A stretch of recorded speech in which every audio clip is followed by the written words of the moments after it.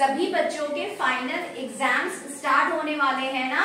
Yes ma'am. तो किस date से आपके एग्जाम्स स्टार्ट हो रहे हैं? 16 से, और आज है 13। तो हमारे पास रिवीजन के लिए बहुत ही कम समय बचा है, ठीक है। और हमारे पास बहुत सारे विषय हैं जिसकी हमें तैयारी करनी है।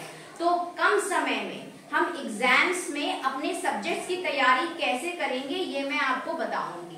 तो जो पहला सब्जेक्ट है, ठीक है, जो मैंने सेलेक्ट किया है वो है सामाजिक विषय, ठीक है, जिसको हम बोलते हैं सोशल स्टडीज। और यहाँ पर ग्रीन बोर्ड पर मैंने एक फॉर्मेट बनाया है, ठीक है, कि किस तरीके से आप सोशल स्टडीज की तैयारी करोगे। सभी बच्चों के पास उनकी बुक्स हैं? यस। आपके पास बुक्स हैं? देखिए मेरे पास भी एक बुक है आपकी, ये आपकी है, एनवायरमेंट है, ठीक है। अब इसमें आप क्या करो, इसमें जो ये पेज है, पेज नंबर 9, जहाँ पे व्हाट वेयर लिखा है, यानी कि जो कंटेंट्स हैं, जो टॉपिक्स हैं, वो वाला पेज आप सभी बच्चे खोलिए। अब सब बच्चे ध्यान से सुनिए। जब भी हम किसी भी विषय की तैयारी करेंगे, ठीक है, तो हम क्या करेंगे, जो भी उस विषय में टॉपिक्स होंगे, जो भी पार्ट होंगे, उसकी हम एक लिस्ट बना लेंगे, ठीक है। देखिए यहाँ पे मैंने एक लिस्ट बनाई है, ठीक है, यहाँ पे मैंने लिस्ट बनाई है, यहाँ पे लगभग मैंने 7 टॉपिक्स लिखे हैं, ठीक है। ऐसे आपके इसमें और भी टॉपिक्स हैं, बट यहाँ मैंने फिलहाल 7 ही टॉपिक लिखे हैं, ठीक है। ये मैंने टॉपिक्स के नाम लिख दिए। इससे क्या होगा, जो भी टॉपिक है उसकी स्पेलिंग, ठीक है, उससे रिलेटेड कुछ चीजें आपके दिमाग में आ जाएंगी और कुछ नहीं होगा।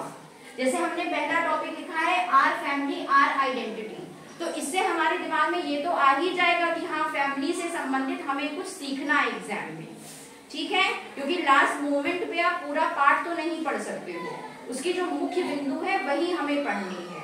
तो हम क्या करेंगे, सबसे पहले हम लिस्ट बना लेंगे पार्ट की, ठीक है। यहाँ पे देखिए मैंने 7 टॉपिक इस तरह से लिखे हैं, आप चाहे तो थोड़े और टॉपिक लिख सकते हैं, ठीक है, जितना आप लिख पाओ। यहाँ पे मैंने टॉपिक्स लिख लिए। अब सपोज मुझे पहला टॉपिक तैयार करना है। पहला टॉपिक क्या है, आर फैमिली आर आइडेंटिटी, ठीक है। उसमें मैंने क्या किया, इसके जो पार्ट के मुख्य बिंदु थे खाली उसको मैंने लिखा है। आया सब बच्चों को समझ में? जो पार्ट के मुख्य बिंदु थे उसकी मैंने यहाँ पे एक लिस्ट बना दी है, ठीक है। अब यहाँ देखिए ये पहला पॉइंट है, सबसे इंपॉर्टेंट आर फैमिली में क्या होगा, ज्वाइंट फैमिली और न्यूक्लियर फैमिली। उसमें मुख्य बिंदु क्या है, ज्वाइंट फैमिली में ज्यादा लोग होंगे, न्यूक्लियर फैमिली में कम लोग होंगे। तो इसीलिए यहाँ पे मैंने लिखा है मोर और लेस। आया सबको समझ में? अब यहाँ पे देखिए दूसरा point, what should we do, हमें फैमिली में यानी कि परिवार में क्या करना चाहिए।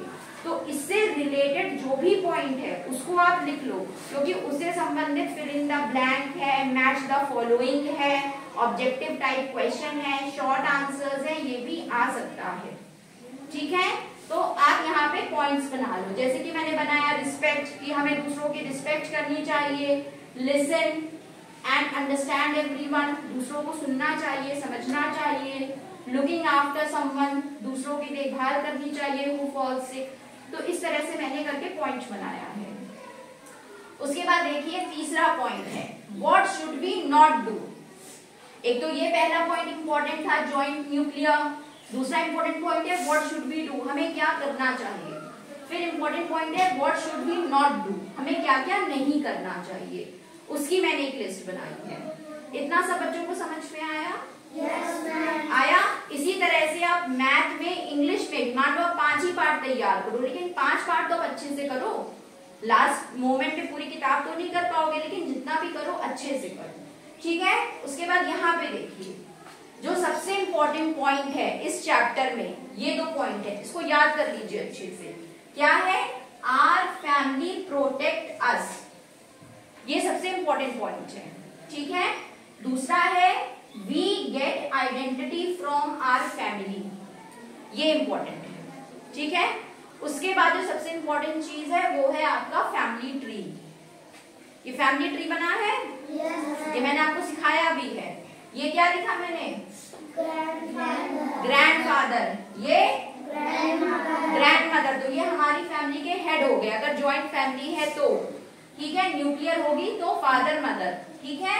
अब इसके बाद देखिए मैंने इसको नीचे ले आए, मदर फादर हो गया, अंकल आंट हो गया। उसी तरह से जो उनके बच्चे होंगे सिबलिंग्स, सन डॉटर, ऐसे करके फैमिली ट्री बनाएंगे। सब बच्चों को समझ में आ गया? कुछ को समझ में आया ना? ठीक है। तो आप सबसे पहले इसको थोड़ा सा कॉपी में आप लिखिए, फिर मैं बताती हूँ आगे क्या करना है।